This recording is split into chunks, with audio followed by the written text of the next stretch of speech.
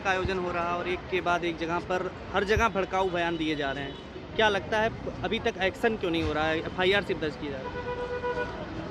आप सिर्फ इन तथाकथित धर्म संसदों की बात कर रहे हैं, लेकिन आपको ये पूछना चाहिए कि प्रधानमंत्री अभी जो कच्छ गए और गुरुद्वारे से उन्होंने भाषण दिया, तो उन्होंने औरंगज़ेब का जिक्र क्यों किया? उन्होंने अहमद शाह अब्दाली का जिक्र क्यों किया? उन्होंने मुग़ल शासकों के विरुद्ध सिख गुरुओं को रख के क्यों खड़ा किया?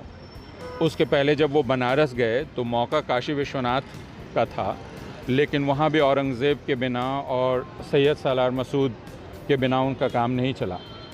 तो मेरी समझ ये है कि जो प्रधानमंत्री कर रहे हैं, जो उत्तर प्रदेश के मुख्यमंत्री कर रहे हैं, जो असम के मुख्यमंत्री कर रहे हैं, भारतीय जनता पार्टी के मुख्यमंत्री कर रहे हैं, वो वाक्य का एक हिस्सा बोलते हैं और वाक्य में जो खाली जगह है उसको धर्म संसद में भरा जाता है।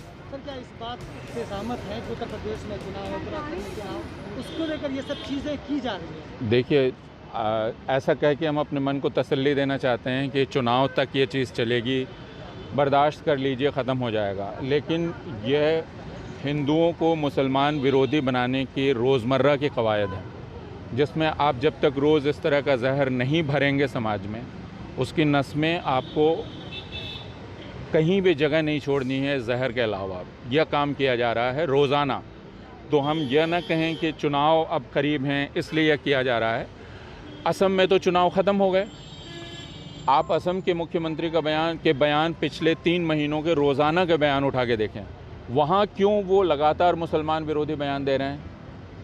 तो चुनाव और इन बयानों का सीधा रिश्ता इस तरह से नहीं है कि जब चुनाव करीब आते हैं तो सिर्फ तभी बेचारे भारतीय जनता पार्टी के लोग क्या करें, उनको हिंदुओं को जगाना होता है तो मुसलमान छोड़ के और कोई मिला नहीं, उसके खिलाफ उठाते हैं। ये ना कहें हम, ये रोज़मर्रा की कवायद है जिसमें हिंदुओं को मुसलमान विरोधी बनाया जा रहा है। सर, महात्मा गांधी को गाली दिया जा रहा है। ये तो बहुत ही स्वाभाविक है कि महात्मा गांधी को जब उन्होंने गोली ही मार दी तो फिर गाली क्या चीज़? सर, वहाँ पर शपथ भी ली गई है कि अब जो है जब तक सांस नहीं लेनी है तब तक इस देश को हिंदू राष्ट्र घोषित नहीं कर देते। तो कौन से हिंदू राष्ट्र की धारणा तय करना चाहते हैं? हिंदू राष्ट्र वह है जो आरएसएस के अंगूठे के नीचे है, जिसमें सारे हिंदू वैसे ही आचरण करेंगे जो आरएसएस बताएगा उनको करने को। यह हिंदू राष्ट्र है। इसलिए हिंदुओं को ये कहा जा रहा है कि हम आपको इसकी ताकत देंगे कि आप मुसलमानों का अपमान कर सकें, ईसाइयों का अपमान कर सकें, लेकिन उसके बदले आपको हमारी ग़ुलामी स्वीकार करनी पड़ेगी। हिंदू राष्ट्र का बहुत सीधा सा मतलब है राष्ट्रीय स्वयंसेवक संघ के अंगूठे का राष्ट्र। क्या उसमें अलग अलग जो उनके नज़र में कुछ ऐसी जातियां हैं जिनको वो हिंदू नहीं मानती, उनकी जगह होगी? हाँ, ये सवाल इसलिए अप्रासंगिक है कि वो ये कहते हैं कि हम सबको अपनी तरह से हिंदू बनाएंगे, तो जो उनका हुक्म मानेंगे, उनके तरीके से चलेंगे, वो उनके लोग होंगे। तो वो सबको पालतू बनाना चाहते हैं। जो पालतू बनने को तैयार हो जाएगा, आरएसएस उसके माथे पर अपना हाथ रखेगा। सुप्रीम कोर्ट में भी सर वकीलों ने लिख करके जो दिया, क्या तो आखिरी उम्मीद सिर्फ सर्वोच्च न्यायालय से है। यह देखना है कि प्रदूषण ज़्यादा बड़ा मामला है या मुसलमानों के खिलाफ हिंसा ज़्यादा बड़ा मामला है।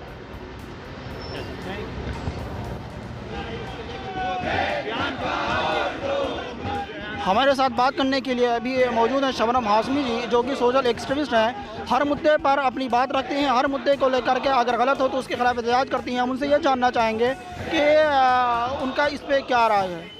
मैम, आपका इस पूरे मामले पे क्या कहना है, जो अभी तक किसी को भी गिरफ्तार भी नहीं किया गया है? जी, इसीलिए हम यहाँ पे आज उत्तराखंड भवन पे धरना दे रहे हैं कि जो जितने भी खास तौर से जो आयोजक हैं उनके ऊपर तो केस भी नहीं लगाया है।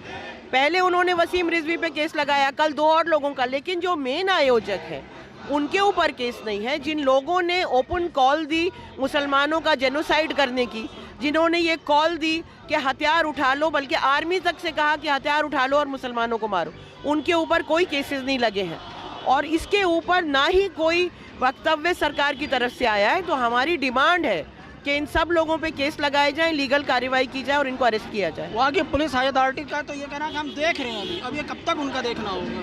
ये देखिए, ये तो बिल्कुल साफ है कि जो ये सारे जो हिंदुत्ववादी संगठन है उनको संरक्षण मिला हुआ है सरकार का और पुलिस का, इसीलिए वो इस तरह से गुंडागर्दी जो है पूरे देश में कर रहे हैं। नहीं, जाहिर सी बात है, अगर संरक्षण ना होता तो ये खुलकर ये नहीं कहा जाता कि हम म्यांमार वाली हालत करेंगे। म्यांमार वाली हालत करेंगे, या हम अगर पार्लियामेंट में होते तो मनमोहन सिंह पे गोली मार देते। बिल्कुल इस तरह की चीजें कही जाएं और उस पर कोई एक्शन ना हो, ये बहुत ही शर्म की बात है इस देश के लिए। हाँ, जिस तरह से हम देखते हैं कि अगर कोई मुसलमानों की तरफ से कुछ होता है फ़ौरन यूएपीए के तहत गिरफ्तार करके उन्हें जेल में डाल दिया जाता है। जैसे कि सीए प्रोटेस्टर्स में बहुत सारे लोग अभी भी अरेस्ट हैं, जेल में हैं, लेकिन इन लोगों के खिलाफ कोई कार्रवाई नहीं। आप ये सोचिए कि अगर ये कोई भी ऐसा स्टेटमेंट किसी मुसलमान ने, किसी सिख ने या किसी क्रिश्चियन ने दिया होता तो क्या हाल हो रहे होते पूरे देश में। इन्होंने दंगे कर दिए होते और फौरन यूएपीए सेडिशन लगा के जेल में डाला होता। यहाँ पे इतना कुछ कह दिया इन्होंने, इतनी वाहियात चीज़ें, इतना बिल्कुल जो, और हमारे कानून के खिलाफ, हमारे संविधान के खिलाफ, लेकिन इनके ऊपर अभी तक कोई एक्शन नहीं है। Thank you. ये हमारे साथ नहीं शबनम हाशमी, जिनका सीधे तौर पर मानना है कि ऐसे लोगों पर जो सीधे तौर पर संविधान के खिलाफ काम कर रहे हैं, उनके खिलाफ सरकार कोई एक्शन नहीं ले रही है।